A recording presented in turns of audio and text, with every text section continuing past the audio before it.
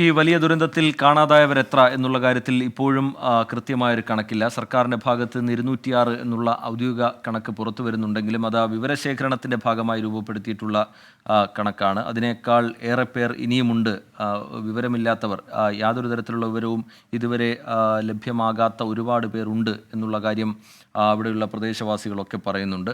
ഇപ്പോൾ ചൂരൽമലയിൽ നിന്നുള്ള തത്സമയ ദൃശ്യങ്ങളാണ് പ്രേക്ഷകർ കണ്ടുകൊണ്ടിരിക്കുന്നത്. ബെയിലി പാലത്തിന് സമീപമുള്ള ഒരു കെട്ടിടത്തിന് സമീപം JCB ഉപയോഗിച്ച് മണ്ണ് നീക്കിക്കൊണ്ട് അവിടെ പരിശോധന നടക്കുകയാണ്. അവിടെ മൃതദേഹാവശിഷ്ടമോ ഉണ്ട് എന്നുള്ള സംശയത്തെ തുടർന്നാണ് അവിടെ ഇപ്പോൾ തെരച്ചിൽ നടക്കുന്നത്. അതിൻ്റെ ഏറ്റവും പുതിയ വിവരങ്ങളുമായി ഹാഷ്മി താജ് ഇബ്രാഹിം നമുക്കൊപ്പം ചേരുന്നുണ്ട്. ഹാഷ്മി, തുടരാം. ഹാഷ്മി,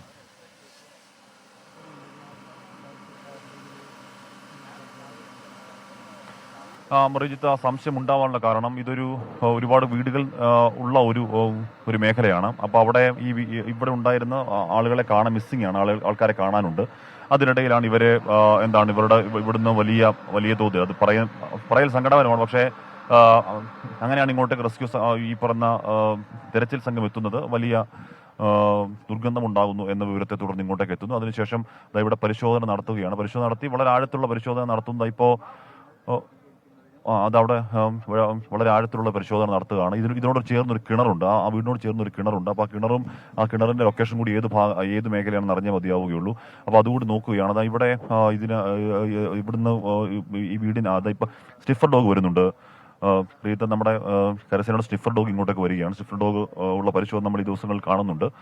സ്നിഫർ ഡോഗ് എന്തെങ്കിലും കണ്ടെത്താൻ കഴിയുമോ എന്നുള്ളതാണ് രക്ഷാസംഘം ആലോചിക്കുന്നത്. കാര്യം ഇവിടെ എത്ര തിരഞ്ഞാലും എത്ര JCB കുഴിച്ചാലും അടഞ്ഞിരിക്കുന്ന മണ്ണറകൾ ഒക്കെ ഉണ്ട് എന്ന് അറിയാൻ കഴിയുന്നു. അപ്പോൾ അങ്ങേ വശത്ത് നമ്മളിപ്പോൾ തിരഞ്ഞുകൊണ്ടിരിക്കുന്നതിൻ്റെ തൊട്ടങ്ങേ വശത്ത് സ്നിഫർ ഡോഗിനെ അങ്ങോട്ടേക്ക് കൊണ്ടുപോവാണ്. ഈ ഡോഗിന് പോലും ഈ വലിയ ചെളിയിൽ നടക്കാൻ കഴിയാത്തൊരു ചെറിയ പ്രശ്നമുണ്ട്. അപ്പോൾ ഇതിനെ എടുത്തുകൊണ്ടൊക്കെ സേനാംഗങ്ങൾ അങ്ങോട്ടേക്ക് പോകുന്ന ദൃശ്യങ്ങൾ പ്രേക്ഷകർ കാണുകയായിരുന്നു. ഈ തെരച്ചിൽ ജസ്റ്റ് അങ്ങേ സൈഡിലോട്ട് മാറുന്നുണ്ട്. ഈ സ്നിഫറിന്റെ ഇത് പക്ഷേ ആ തെരച്ചിലുമായി ബന്ധപ്പെട്ടല്ല എന്നാണ് തോന്നുന്നത്. ഇത് വേറെ തെരച്ചിലാണ് എന്ന് പറഞ്ഞാൽ ഈ മേഖല കുറേയധികം മനുഷ്യരുള്ള സ്ഥലമാണ്. റിജിത്ത്, അടുത്ത ഒരു സ്ഥലത്തേക്ക് അടുത്ത സംശയം ഉള്ള ഒരു സ്ഥലത്തേക്ക് അങ്ങോട്ടേക്ക് പോവുകയാണ് സേനാംഗങ്ങൾ. സ്നിഫർ ഡോഗ് അങ്ങോട്ടേക്ക് തന്നെ ആ ഡയറക്ഷനിലേക്ക് തന്നെ നിൽക്കുന്നു. അപ്പോൾ അതിനെയും എടുത്തുകൊണ്ട് മാത്രമേ പോകാൻ കഴിയുള്ളൂ. വലിയ മരക്കമ്പുകൾ, വലിയ മരക്കഷ്ണങ്ങളൊക്കെയാണ്.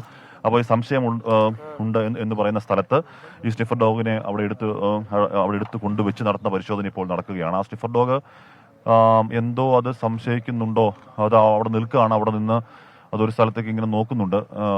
ഒരു സ്ഥലത്ത് നോക്കുന്ന ആ മേഖലയിൽ ഉണ്ട് എന്നുള്ളത് തന്നെയാണ് ഈ പ്രദേശവാസികൾ പറയുന്നത്.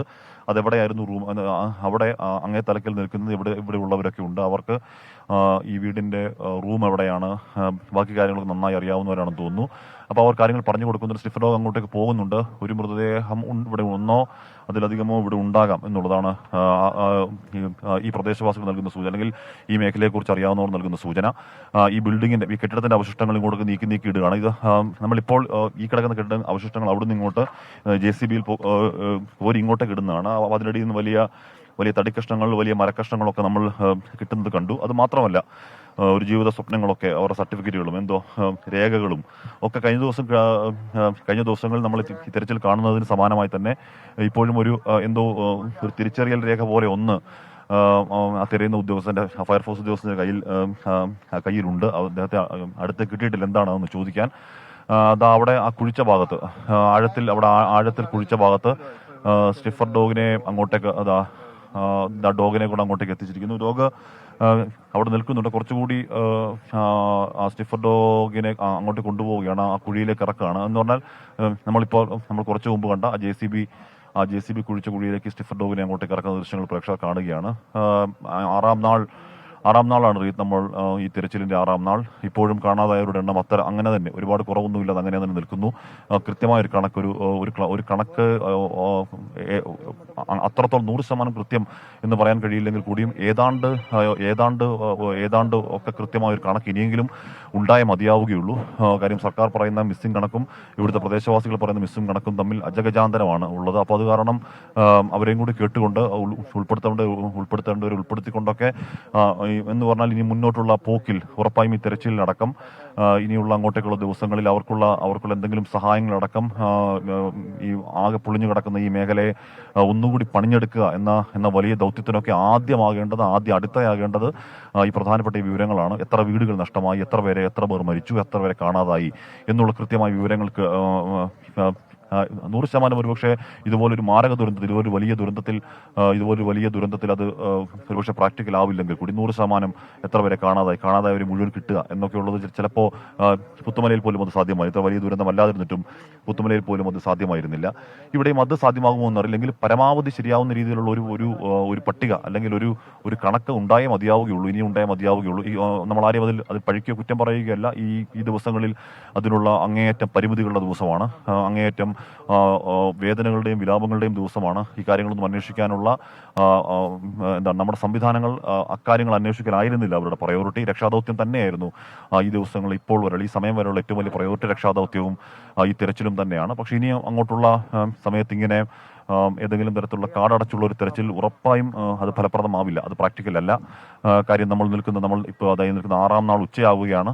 6ാം നാൾ 7ാം നാളൊക്കെ പോകുമ്പോൾ ഈ രീതിയിലുള്ള തെരച്ചിൽ കുറച്ചുകൂടി ഫോക്കസ്ഡ് ആയിട്ടുള്ള ഒരു തെരച്ചിൽ രീതിയിലേക്ക് പോകണം. അതുകൊണ്ടാണ് നേരത്തെ മന്ത്രി കെ രാജൻ പറഞ്ഞത്, നേരത്തെ മുണ്ടക്കൈ മേഖലയിൽ, പുഞ്ചിരിമട്ടം മേഖലയിലൊക്കെ ഇപ്പോൾ നിലവിലുള്ള സ്ഥലത്തിന്റെ ഉയരം, അതിനു മുമ്പുള്ള സ്ഥലത്തിന്റെ ഉയരത്തിന്റെ കണക്കുണ്ട്. അപ്പോൾ ഈ രണ്ട് ഉയരം കൂടുതൽ ഏതെങ്കിലും മേഖലയുണ്ടെങ്കിൽ അവിടെ പരിശോധന നടത്തുക എന്ന ഒരു രീതിയിലേക്കൊക്കെ പോവുകയാണ്. എന്തായാലും ഇവിടെ ബെയിലി പാലത്തിനടുത്ത് സ്റ്റിഫർ ഡോഗിനെ ഉപയോഗിച്ചുള്ള പരിശോധന പുരോഗമിച്ചുകൊണ്ടിരിക്കുന്നു. സ്റ്റിഫർ ഡോഗ് അങ്ങനെ അവിടെ പ്രത്യേകിച്ച് എന്തെങ്കിലും അതിൽ ഫീൽ ചെയ്യുന്നു അല്ലെങ്കിൽ അത് തോന്നുന്നു എന്ന മട്ടിലുള്ള പ്രതികരണം സാധാരണ കുരയ്ക്കാറും ഇന്ന് കറങ്ങാറൊക്കെ ഉണ്ട്. അങ്ങനെയുള്ള പ്രതികരണം സ്റ്റെഫൻ ഡോഗ് ഇതുവരെ നടത്തിയിട്ടില്ല. അവിടെ പക്ഷേ അപ്പോഴും ഒരു ഹൃദയമുണ്ട്, നല്ല ഇവിടെ നിൽക്കുമ്പോൾ നമുക്കറിയാം.